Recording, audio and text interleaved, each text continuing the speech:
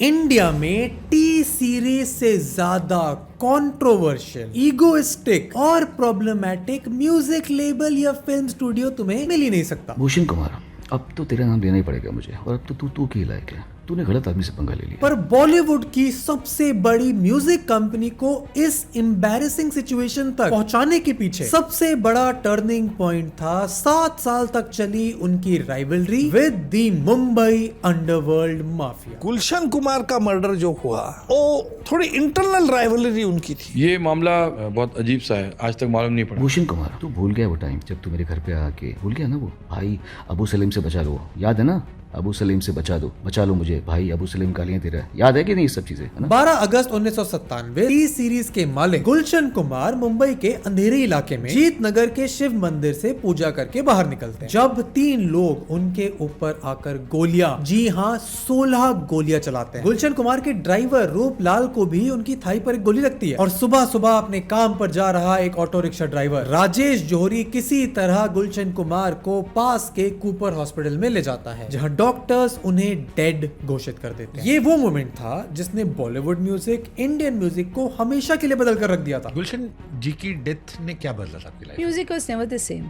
आज गुलशन कुमार की मौत को 29 साल हो चुके हैं और उनके मर्डर के असली मास्टरमाइंड को आज तक सजा नहीं मिली है। But then in the end जो है कुछ हो नहीं पाया उस केस के अंदर, और इसीलिए जब अबू सालेम में जो आया भी 2005 में जो एक्सट्राइड होकर आया भी, तो उसके बाद भी उस पे वो केस में मुकदमा नहीं दर्ज हुआ। एक ऐसा इंसान जिसने हमें बॉलीवुड का 90s टाइमलेस और लेजेंडरी म्यूजिक दिया, इंडिया के घर घर में म्यूजिक कैसेट पहुंचाई। सोनू निगम, अनुराधा पौरवाल, उदित नारायण, अभिजीत भट्टाचार्य जैसे लेजेंडरी सिंगर्स को बॉलीवुड में अपनी पहचान बनाने का मौका दिया, जिसकी कंपनी का साल का रेवेन्यू 29 साल पहले ही 500 करोड़ पहुंच चुका था, जो भगवान और भक्ति में इतना विश्वास रखते थे कि दिन में 2 बार शिव मंदिर जाते थे। आखिर क्यों और कैसे वो अंडरवर्ल्ड के डॉन और माफिया के सबसे बड़े दुश्मन बन गए? क्यों 1995 से ही गुलशन कुमार के दोस्तों ने, बॉलीवुड सेलिब्रिटीज ने उन्हें सिक्योरिटी बढ़ाने के, दाऊद इब्राहिम की डी कंपनी के साथ कोऑपरेट करने के सजेशंस देने शुरू कर दिए थे? क्या गुलशन कुमार की जिद, उनकी ईगो उनकी मौत का कारण बनी, या फिर बॉलीवुड में अपने कॉम्पिटिटर से म्यूजिक राइवलरी की वजह से नुकसान गुलशन कुमार को अपनी जान देकर चुकाना पड़ा? नदीम, क्या गुलशन कुमार हत्याकांड में इन्वॉल्व थे ना, इसलिए तो नहीं आ रहे हो। He is not facing the trial. कैसे गुलशन कुमार के मर्डर ने बॉलीवुड अंडरवर्ल्ड माफिया के 2 सबसे बड़े डॉन दाऊद इब्राहिम और अबू सलीम को एक दूसरे का दुश्मन बना दिया? कहां था 12 अगस्त 1997 को गुलशन कुमार का बॉडीगार्ड राजेश, जो उन्हें यूपी पुलिस ने अबू सलीम से ही प्रोटेक्शन के लिए असाइन किया था? UP police had provided him a big contingent of guards.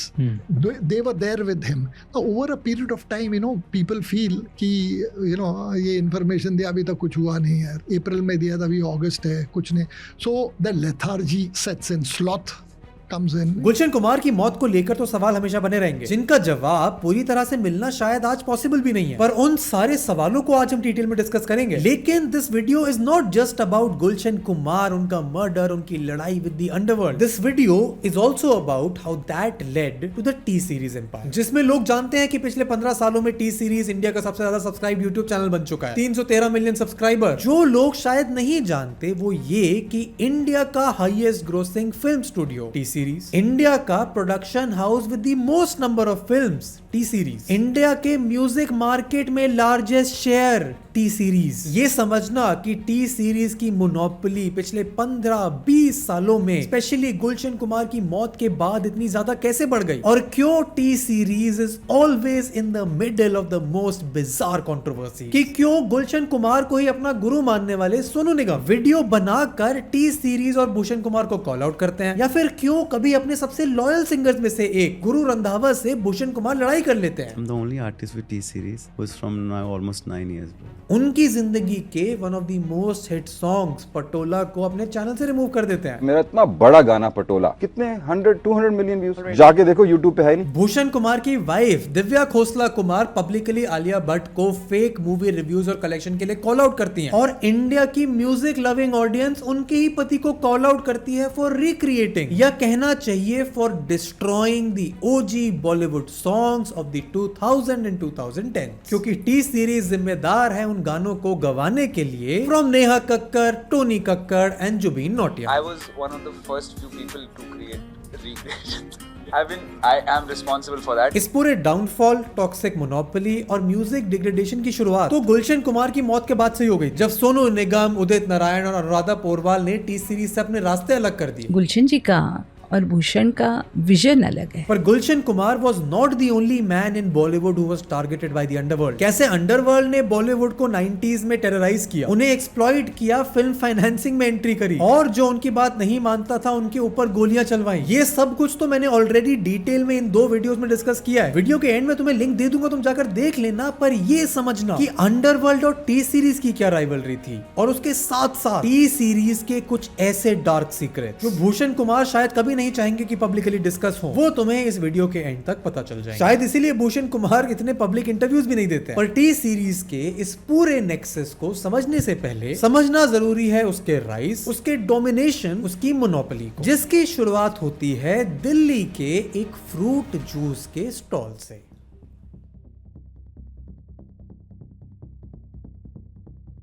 Mumbai को जरूर सपनों की दुनिया, हिंदी सिनेमा का घर, हिंदी म्यूजिक का घर कहा जाता है, पर देश के सबसे बड़े म्यूजिक लेबल की शुरुआत मुंबई में नहीं, दिल्ली के दरियागंज से हुई थी। वहां के एक फ्रूट जूस स्टॉल से, जिसे चलाता था चंद्रभान दुआ नाम का एक आदमी। मई 1956 में चंद्रभान के घर जन्म होता है उनके बड़े बेटे गुलशन का, जो बहुत छोटी उम्र से चंद्रभान जी की उनका जूस स्टॉल चलाने में मदद करने लगा। पार्टीशन के समय चंद्रभान उनकी पूरी फैमिली को पाकिस्तान के वेस्ट पंजाब से दिल्ली आना पड़ा और सब कुछ फिर से स्क्रैच से स्टार्ट करने का मतलब था एक ऐसा बिजनेस करना जिसमें ज्यादा इन्वेस्टमेंट ना हो, जिसकी वजह से गुलशन कुमार ने बचपन से ही अपनी फैमिली को फाइनेंशियली स्ट्रगल करते हुए देखा। पर इतनी कम उम्र में भी उनको अट्रैक्ट कर रही थी 2 चीजें, म्यूजिक और भक्ति। और ये दोनों इंटरेस्ट गुलशन के लिए एक दूसरे से ज्यादा अलग नहीं थे। दरियागंज के बिजी मार्केट में लाउड स्पीकर, रेडियो और लोगों के चलते फिरते मुंह से गुलशन को किशोर कुमार, मोहम्मद रफी, लता मंगेशकर के गाने सुनाई देते थे और साथ ही सुनाई देते थे भजन, कीर्तन और आरती। एंड जिनको पता है उन्हें पता है कि दिल्ली का सत्संग और कीर्तन कल्चर आज भी कितना स्ट्रॉन्ग है और 1960s में तो ये और ज्यादा था। एंड इसीलिए 15-16 साल के गुलशन को इसमें एक बिजनेस अपॉर्चुनिटी दिखाई देती। उनको समझ आ गया था कि म्यूजिक फल से भी ज्यादा तेजी से बिकता है और गुलशन के इस आइडिया को पंख तब मिले जब चंद्रभान कुछ पैसे बचाकर सस्ती ऑडियो कैसेट का एक स्टोर खरीद लेते हैं। ये वही स्टोर था जो 1983 में सुपर कैसेट इंडस्ट्रीज नाम की एक फुल फ्लेजेड म्यूजिक कंपनी बनने वाली थी और 1997 तक साल का 500 करोड़ का रेवेन्यू करने वाली इंडिया की सबसे बड़ी म्यूजिक लेबल टी सीरीज। और अगले 25 सालों में गुलशन कुमार बन जाते हैं एक जूस कॉर्नर पर काम करने वाले टीनेजर से the most important man in the Indian music scene. पर इन 25 सालों में गुलशन कुमार ने जो किया वो शायद कोई कभी रिपीट नहीं कर सकता। एंड मेरे ओपिनियन में तो it is a master class for every young entrepreneur. कैसे एक बड़ी इंडस्ट्री में एक छोटी शुरुआत करके मोनोपोली बनाई जा सकती है, जो अल्टीमेटली कारण बनती है गुलशन कुमार की मौत का। पर टी सीरीज को इंडिया का सबसे बड़ा म्यूजिक लेबल बनाने के लिए गुलशन कुमार ने प्राइमरीली 4 चीजें करी, जिसमें सबसे पहला था सेलिंग चीपर देन दी कॉर्पोरेट्स। मिड 1975 तक मेजरली 2 कॉर्पोरेशंस के पास बॉलीवुड म्यूजिक का मेजर शेयर था। ये वही दौर था जब राजेश खन्ना, अमिताभ बच्चन, धर्मेंद्र और हेमा मालिनी के फिल्मों के गाने sung by legendary singers like Kishore Kumar, Mohammed Rafi, Lata Mangeshkar, Asha Bhosle Indian audience की आदत बन रहे थे, क्योंकि इससे पहले इंडिया में म्यूजिक का शौक इतना कभी नहीं था। जिसका कारण यह था कि HMV और पॉलीडोर जैसे म्यूजिक लेबल के कैसेट जितने पैसों में लोगों को मिलते थे उससे कम में तो लोग थिएटर जाकर वापस पिक्चर देखकर आ सकते थे। और यही वो गैप था जो गुलशन कुमार ने आइडेंटिफाई किया। उन्होंने बिना किसी शर्म के HMV और पॉलीडोर की म्यूजिक कैसेट्स पायरेट करी और अपने कवर लगाकर सस्ते दाम में बेचना शुरू कर दिया। अगर बड़े लेबल कोई कैसेट 36 रुपए में बेच रहे थे तो गुलशन उसे दिल्ली में 20 या तो कई बार 15 रुपए तक में बेच देते थे। अब ये काम तो सुनने में ही इलीगल लग रहा है और उस समय भी पूरी तरह से लीगल नहीं था, पर हजारों लोग ऑलरेडी ये पायरेसी का काम उस समय कर रहे थे। गुलशन कुमार इस काम में शायद सक्सेसफुल इसीलिए हुए क्योंकि उन्हें ये समझ थी कि कौन सी कैसेट सक्सेसफुल होगी और कौन सी फ्लॉ। और गुलशन कुमार ने अपनी समझ की वजह से इंडिया की म्यूजिक बिजनेस को इस कदर समझना शुरू कर दिया कि उनकी तरह गैप्स कोई ढूंढ नहीं पाता था, which led him to the second step in his strategy, monetizing the devotion। बचपन से ही गुलशन कुमार बहुत बड़े शिव भक्त थे। वो माता वैष्णो देवी के भजन गाते रहते थे, क्योंकि अपने आसपास भी उन्होंने लोगों को भक्ति भजन गीत गाते हुए सुना था, मच मोर देन दी बॉलीवुड हिट। इसीलिए गुलशन कुमार ने हिंदू धर्म के सारे भगवानों के डिवोशनल सॉन्ग, उनकी आरती, सत्संग में भजन गाने वाले लोकल आर्टिस्ट आर्टिस्ट को लेकर उनके साथ उन्हें रिकॉर्ड करना शुरू किया और उस रिकॉर्डिंग की कैसेट बनाकर मार्केट में रिलीज करनी शुरू कर दी। गुलशन ने लोकल डिस्ट्रीब्यूटर से इतनी अच्छी रिलेशनशिप बना ली थी कि अब दिल्ली के हर डिस्ट्रीब्यूटर पर गुलशन कुमार की दी हुई भक्ति कैसेट मिलती ही मिलती थी। जब हिंदी डिवोशनल सॉन्ग्स हिट हुए तो गुलशन ने हनुमान चालीसा और रामायण भी रिकॉर्ड करके रिलीज कर दी। और वो सिर्फ हिंदू धर्म की डिवोशन पर नहीं रुके, इस्लामिक नात, क्रिश्चियन हिम्स, सिख कीर्तन की कैसेट भी रिकॉर्ड कर दी। अब तुम इसे एक स्मार्ट बिजनेस मूव कह सकते हो, विच इट एक्चुअली वाज, पर इसके पीछे सिर्फ एक बिजनेस एस्पेक्ट नहीं, शायद सबसे बड़ा कारण था गुलशन कुमार का खुद डिवोशनल होना, उनका खुद पूजा करना, इतना बड़ा शिव भक्त होना, जिसकी बात हम आगे और करेंगे। पर उनकी डोमिनेशन के स्टेप 3 और शायद सबसे इलीगल स्टेप जिसने टी सीरीज को सबसे बड़ा म्यूजिक लेबल बना दिया, वो था finding the loop hole that made millions. 1983 तक गुलशन कुमार ने दिल्ली की अपनी छोटी सी कैसेट शॉप को एक रजिस्टर्ड म्यूजिक बिजनेस बना लिया था, सुपर कैसेट इंडस्ट्री। और जिस स्ट्रैटेजी ने गुलशन कुमार को सबसे ज्यादा सक्सेस दी, उनकी कैसेट को घर घर में पहुंचा दिया, वो ऑलमोस्ट इलीगल थी बट नॉट एंटायरली। गुलशन कुमार ने बॉलीवुड के पुराने हिट सॉन्ग्स को लोकल सिंगर से अपने स्टूडियो में रिकॉर्ड करवाना शुरू किया और उनकी कैसेट रिलीज करनी शुरू कर दी। सेम गाना जो 5 साल पहले सुपर हिट हुआ था, अब आप सुन सकते थे एक नई फ्रेश आवाज में, एक नए स्टाइल में। अब तुम कहोगे कि ये तो खुलेआम कॉपीराइट का वायलेशन हो गया, पर इन रियलिटी गुलशन कुमार ने कॉपीराइट के इंडिया के लॉज का ही एक लूप होल निकालकर उसका इस्तेमाल किया था। इंडियन कॉपीराइट एक्ट 1957 के अकॉर्डिंग किसी भी गाने को रिलीज होने के 3 साल बाद कोई भी उसे री रिकॉर्ड कर सकता है, ओरिजिनल कॉपीराइट ओनर को रॉयल्टी देकर। और इसी लूप होल का इस्तेमाल करके गुलशन कुमार ने करोड़ों कमाए। कई बार तो वो 3 साल होने का इंतजार भी नहीं करते थे, उनके ऊपर कई लॉसूट हुई, कई बार बैटल कोर्ट तक गई, जिनसे लड़ने के लिए गुलशन कुमार के लाखों रुपए लग गए। पर उन गानों से गुलशन कुमार ने ऑलरेडी करोड़ों कमा लिए थे। एंड सुपर कैसेट इंडस्ट्रीज को गुलशन कुमार ऑलरेडी एक नया नाम दे चुके थे, टी सीरीज, जहां T in T series stands for त्रिशूल। और टी सीरीज के साथ गुलशन कुमार फिल्म प्रोडक्शन के बिजनेस में भी एक रिस्की एंट्री ले चुके थे, which brings us to the 4th step of his strategy, the genius marketing mind of Gulshan Kumar. Film production से गुलशन कुमार का मोटिव साफ था, अगर हम फिल्म ओन करते हैं तो हम फिल्म के गाने भी ओन करते हैं। इसीलिए लो बजट फिल्में बनाकर उसके एक्स्ट्रा ऑर्डिनरी म्यूजिक से पैसे कमाने की गुलशन कुमार की स्ट्रेटेजी काफी समय तक सक्सेसफुल रही। बट उनकी पहली legitimate Bollywood success came in the year 1988 with the film Qayamat Se Qayamat तक, जिसके लीड रोल में थे आमिर खान, जूही चावला और दिलीप ताहिल। और इस फिल्म का ये गाना तो तुम्हें याद ही होगा। पापा कहते हैं बड़ा नाम करेगा। अगले साल 1990 में रिलीज हुई Aashiqui along with Mahesh Bhatt as producer, which was a massive success for T Series. इतनी कि आज तक आशिकी 3 के राइट्स के लिए वो महेश भट्ट से लड़ाई कर रहे हैं। नदीम श्रवण की जोड़ी ने ही इस फिल्म की एल्बम को कंपोज किया, जो 20 मिलियन कॉपीज बेचकर उस समय तक की बॉलीवुड की बेस्ट सेलिंग एल्बम बनी थी। पर गुलशन कुमार का रियल मार्केटिंग जीनियस देखने को मिला इन द 90s, जब वो टी सीरीज से इवन अनऑफिशियली जुड़े सिंगर्स को अपने दूसरे बिजनेसेस के थ्रू प्रमोट करने लगे। Soap, detergent and even electronics के बिजनेस में गुलशन कुमार अपने आप को एक्सपैंड कर चुके थे। तो उनके तो पंखे पे भी अनुराधा पौडवाल है, फिर वॉशिंग पाउडर पे भी। मैंने कहा गुलशन जी क्या करें? अब बोले मुझे बिल्कुल मत सिखाइए, मुझे मालूम है कि किस तरह से मार्केटिंग करते हैं। मैंने कहा कैसेट तक तो ठीक है, पर ये वॉशिंग पाउडर पे? बोले नहीं, जहाँ जहाँ पे हमारा प्रोडक्ट जाता है ना वहाँ पे होने चाहिए। और जिस पायरेसी का इस्तेमाल करके गुलशन कुमार इतने बड़े बने थे, उन्हें पता था कि उसकी असली पावर क्या होती है। इसीलिए शायद कई बार अपने खुद के गानों की पायरेसी करने के लिए उन्होंने डिस्ट्रीब्यूटर्स को एनकरेज किया। सबको बुलाया टी सीरीज के ऑफिस में, अबाउट 30-40 लोग, और इनको बोला भैया ये लो पायरेसी करो 1985 में जो टी सीरीज साल के 20 करोड़ रुपए कमा रही थी, 1991 तक 200 करोड़ और 1997 तक 500 करोड़ कमाने लगी थी। फिल्में भले ही सारी हिट ना हो, पर टी सीरीज का म्यूजिक हमेशा हिट था। गुलशन कुमार का बॉलीवुड के एलीट सर्कल में उठना बैठना हो रहा था। पर ये सारी सक्सेस, पॉपुलैरिटी, पैसा एक पर्टिकुलर सेट ऑफ लोगों के मन में खटक रही, जो इनडायरेक्टली गुलशन कुमार को सिग्नल भेजते थे कि उन लोगों को फाइनेंशियली सेटिस्फाई करा जाए। एंड तुम जानकर शॉक हो जाओगे कि ये 90s के बॉलीवुड में कितनी आम बात थी,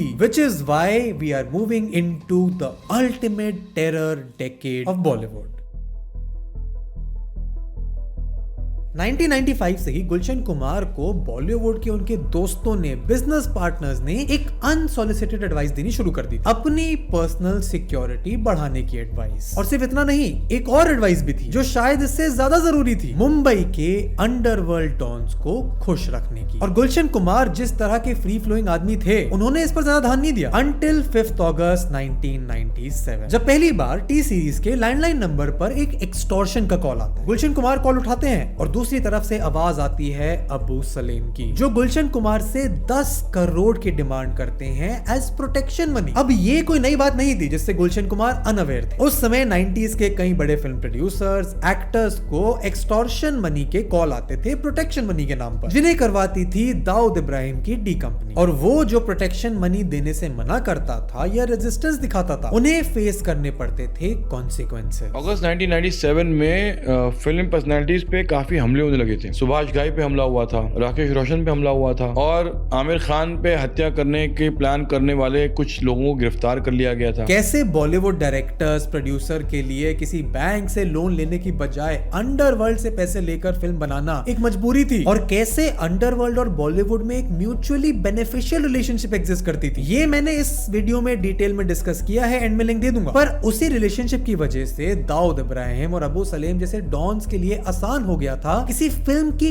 कास्टिंग पर अपना इन्फ्लुएंस देना, एक्ट्रेसेस के साथ अफेयर चलाना। माधुरी दीक्षित को अनीश इब्राहिम प्रेशराइज कर रहा था दुबई आने के लिए, 90s की बात है, गलत इरादे से। और कई बॉलीवुड सेलिब्रिटीज के साथ पर्सनल लेवल पर एक रिलेशनशिप बिल्ड करना। शान से बता रहे थे कि मुझे इतना बड़ा टीवी दाऊद भाई ने गिफ्ट में दिया। सलमान खान, प्रीति जिंटा, रानी मुखर्जी स्टारर चोरी चोरी छुपके छुपके तो पूरी तरह से अंडरवर्ल्ड डॉन छोटा शकील ने फाइनेंस करी थी। और इस पर जब केस चला, बात कोर्ट तक पहुंची भी, तो छोटा शकील से डर के सारे Bollywood stars including Shahrukh Khan, Salman, Sanjay Dutt and Govinda ने पुलिस को दिए अपने बयान बदल दिए, कोर्ट रूम में अपनी दी स्टेटमेंट से पलट गए, denied having the knowledge of involvement of any underworld money, everyone except Preity Zinta, जिन्होंने कोर्ट को बताया कि कैसे उन्हें एक्सटॉर्शन कॉल्स आ रहे हैं, उन पर प्रेशर डाला जा रहा है ताकि वो अपनी स्टेटमेंट कोर्ट में बदल दे। प्रीति जिंटा की इसलिए तारीफ हुई थी कि वो अंडरवर्ल्ड से डरी नहीं और उसने खुलकर कोर्ट के सामने अंडरवर्ल्ड के खिलाफ, डी कंपनी के खिलाफ अपना बयान दिया था और पूरी बात बताई थी जो भी उसके साथ हुआ था।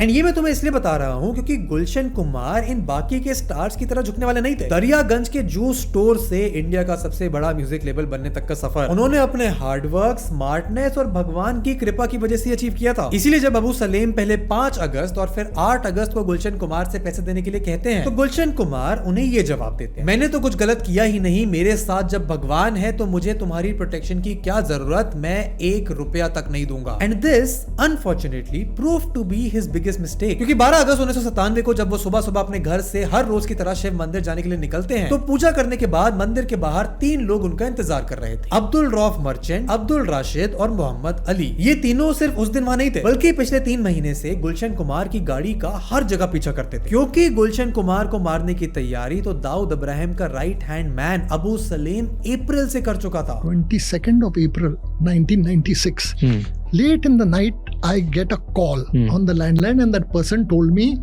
कि सर गुलशन कुमार का विकेट जाने वाला है। इस कॉल के बाद मुंबई पुलिस के डीसीपी राकेश मारिया महेश भट्ट को कॉल करते हैं और गुलशन कुमार की सिक्योरिटी बढ़ाने के ऑर्डर देते हैं। I phoned up Mahesh Bhatt and I told Mahesh Bhatt, do you know Gulshan Kumar? He says, yeah, I am directing a film. I said, you tell him not to leave his house. I am speaking to crime branch. Some protection will be provided to him. I spoke to the crime branch. So I phoned them up and I told them something like this is going to happen. Immediately protection de do. So protection was provided to him. Then I forgot about it. और क्योंकि गुलशन कुमार अपने नोएडा वाले office से Mumbai travel करते रहते थे, तो UP police उनके लिए एक बॉडीगार्ड भी असाइन करती है, राजेश नाम के, जो हर पल उनके साथ रहते थे। पर 12 अगस्त के दिन उनकी तबीयत खराब हो गई और अबू सलीम ने जिन 3 शूटरों को गुलशन कुमार की जिम्मेदारी दी थी, उन्हें पता था कि इससे अच्छा मौका शायद उन्हें दोबारा कभी नहीं मिलने वाला। इसीलिए they executed what they were hired to execute, the murder of Bollywood's cassette king. 12 अगस्त को यहाँ से पूजा करके जब निकले, वहाँ पे जब पहुंचे तो 2 आदमियों ने उन पे गोली चला के उनकी हत्या की। इससे पहले अंडरवर्ल्ड ने कई बॉलीवुड स्टार्स पर फायरिंग करी थी, उन्हें धमकी दी थी, बट इससे पहले कभी किसी डॉन ने बॉलीवुड के किसी इंसान का मर्डर नहीं किया था। राकेश मारिया और इनिशियल इन्वेस्टिगेशन करने वाले ऑफिसर्स को ये लगा कि एक्सटॉर्शन मनी ना देने की वजह से गुलशन कुमार का मर्डर कर दिया गया। उनके लिए द केस वो स्ट्रेट फॉरवर्ड, पर जैसे जैसे इन्वेस्टिगेशन हुई the case became more layered and complex, क्योंकि आज तक गुलशन कुमार के मर्डर का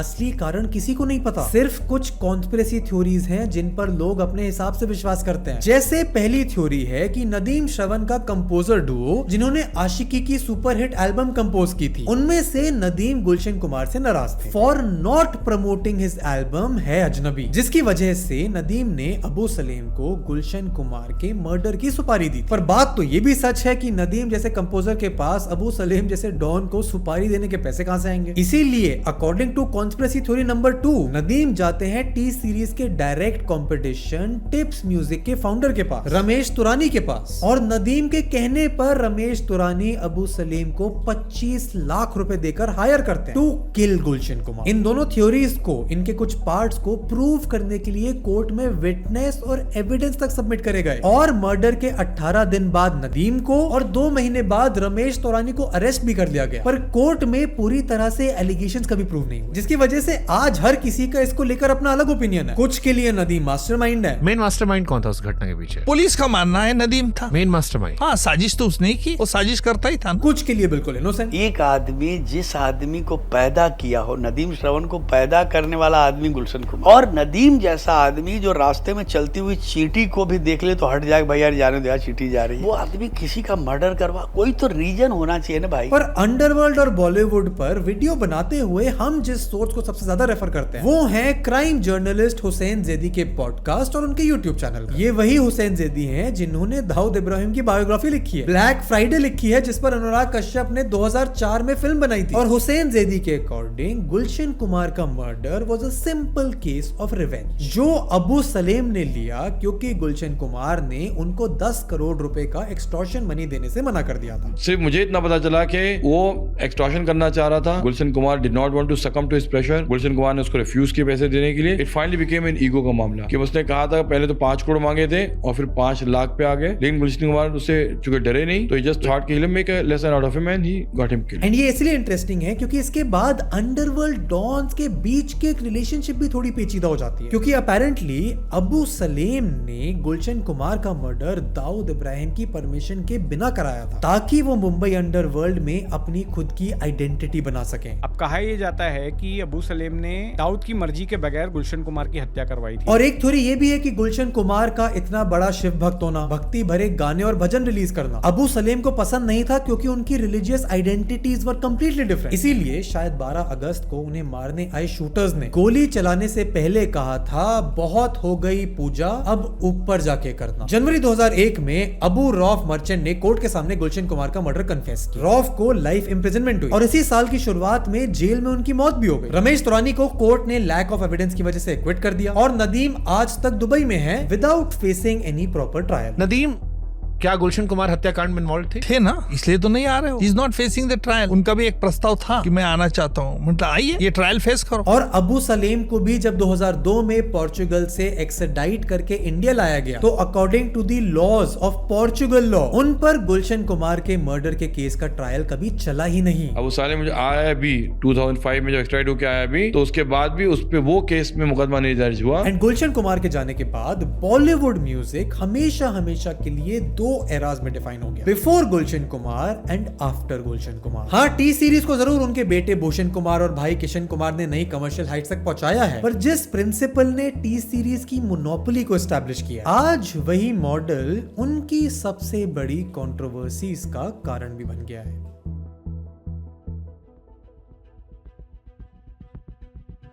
गुलशन कुमार की मौत के बाद उनके भाई किशन कुमार ने तो टी सीरीज की सक्सेस को, उसकी लेगेसी को आगे बढ़ाया, पर यह कहना गलत नहीं होगा कि उनके बेटे Bhushan Kumar likes to have some fun, क्योंकि पिछले 20 सालों में टी सीरीज एक के बाद एक नई कंट्रोवर्सी में दिखाई देता है, जिसकी शुरुआत होती है 2010 में with the YouTube rivalry against PewDiePie. 9 साल तक एक म्यूजिक लेबल कंपनी और एक स्वीडिश गेमिंग यूट्यूबर के यूट्यूब चैनल्स के बीच cut throat rivalry to become the most subscribe channel on YouTube. और सुनने में तुम्हें भले ही ये आज बचकाना लग रहा हो, पर उस समय ये एक बहुत बड़ी राइवलरी थी, इतनी कि कई लोगों के लिए it became a rivalry not just on YouTube but a rivalry जिसमें इंडिया की लड़ाई हो रही थी बाहर के देशों से, क्योंकि बड़े बड़े फॉरेन यूट्यूबर इसमें इन्वॉल्व हुए कि मिस्टर बीस्ट ने वीडियो बनाई इन सपोर्ट ऑफ प्यूडीपाई, जहां पे उन्होंने उनका नाम बोला 1 लाख बार। इवन मिस्टर बीस्ट तो अपने दोस्तों के साथ सब्सक्राइब टू प्यूडीपाई की शर्ट पहनकर सुपर बोल भी गए थे। लोगन पॉल और बाकी यूट्यूबर्स ने न्यूयॉर्क टाइम्स स्क्वायर में बिलबोर्ड खरीदा to show support for PewDiePie against T series. PewDiePie ने खुद टी सीरीज और इंडिया के अगेंस्ट एक हार्ड हिटिंग डिस ट्रैक निकाला, जिसको भूषण कुमार ने केस फाइल करके इंडिया बैन तक करा दिया था। वो अलग बात है कि भूषण कुमार ने इस राइवलरी को ऑफिशियली एक्नॉलेज करने तक से मना कर दिया था। I don't get into this competition kind of thing. I know it is very big on social media these days, comparison going on between T-Series and PewDiePie. We really don't take it as a competition because he is an independent gaming guy and we are a music label, so it's totally different. पर इस rivalry ने कई हद तक Indian YouTube को एक global map पर लाकर खड़ा कर दिया, which actually worked in India's favor in my opinion. और 2019 में 100 मिलियन सब्सक्राइबर करके टी सीरीज ने PewDiePie को इस राइवलरी में हरा भी दिया। पर ये तो कंट्रोवर्सी की शुरुआत है, क्योंकि अगले ही साल उनकी और बड़ी कंट्रोवर्सी होती है जब गुलशन कुमार के one of the earliest talents में से एक सोनू निगम अपने यूट्यूब चैनल पर एक वीडियो रिलीज करते हैं accusing Bhushan Kumar and T series for not giving chances to outsider. वो कहते हैं कि टी सीरीज बन चुका है बॉलीवुड का म्यूजिक माफिया। अब इसके रिप्लाई में भूषण कुमार तो कुछ नहीं बोलते, पर उनकी वाइफ दिव्या घोषला कुमार एक 10 मिनट की वीडियो बनाकर जवाब देती है। आपने तो कभी किसी को चांस दिलवाने की बात नहीं की, आपने ना ही कोई टैलेंट आज तक इंडस्ट्री में इंट्रोड्यूस किया। एक बात मैं आपको बता दूं सोनू निगम जी, सोशल मीडिया पे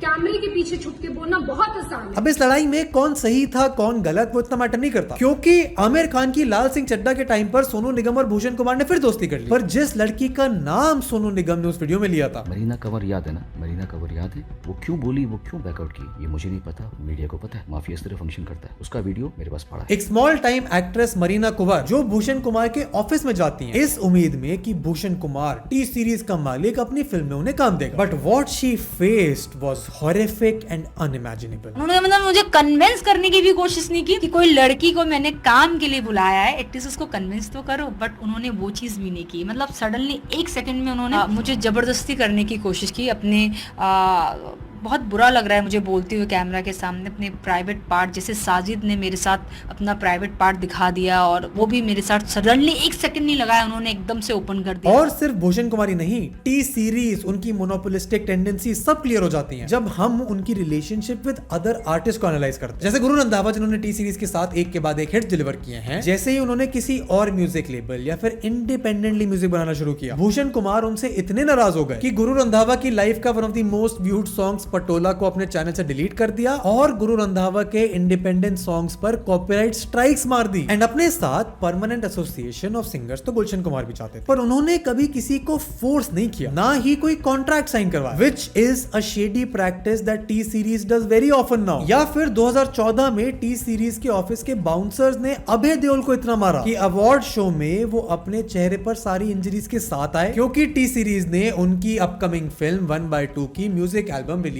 करने से मना कर दिया था until the singer sign a shady contract। और मेरा म्यूजिक अभी तक रिलीज नहीं हुआ है क्योंकि म्यूजिक कंपनी चाहती है कि मैं अपने म्यूजिशियन से शंकर एहसान लॉय से एक क्लॉज साइन करवाऊं जो इलीगल है। 2025 में टी सीरीज ने कुणाल कामरा की एक वीडियो पर कॉपीराइट स्ट्राइक मार दी, क्योंकि उनके म्यूजिक को कुणाल कामरा ने सटायर और पैरोडी के लिए इस्तेमाल किया था, which is completely fair by the law। In fact अगर मैं खुद इस वीडियो में 3-4 सेकंड के लिए टी सीरीज का कोई म्यूजिक यूज कर लूं, which under fair use for commentary is legal, तब भी अगले ही दिन उनकी कॉपीराइट स्ट्राइक आ जाती है। वीडियो में से वो पार्ट या पूरी वीडियो डिलीट करने की धमकी आ जाती है। एंड तुम मान सकते हो कि टी सीरीज का ये कंट्रोलिंग बिहेवियर शायद उनकी मोनोपोली का, उनकी dominance over the entire Indian music scene का सबसे बड़ा रीजन भी, और हर कुछ दिनों में एक नई पिछली कंट्रोवर्सी से बड़ी कंट्रोवर्सी में इन्वॉल्व होने का कारण भी। तो मुझे अपने थॉट्स टी सीरीज के बारे में, बॉलीवुड अंडरवर्ल्ड के बारे में कमेंट्स में बताओ। वीडियो पसंद आई हो तो उसे लाइक करो, चैनल को सब्सक्राइब करो, स्क्रीन पर आ रही वीडियोस को चेकआउट करो, क्योंकि ऐसी deep dives on pop culture हम तुम्हारे लिए हर हफ्ते लेके आते हैं। चैनल को सब्सक्राइब करो, वीडियो को लाइक करो, and I will see you in the next one. Good bye.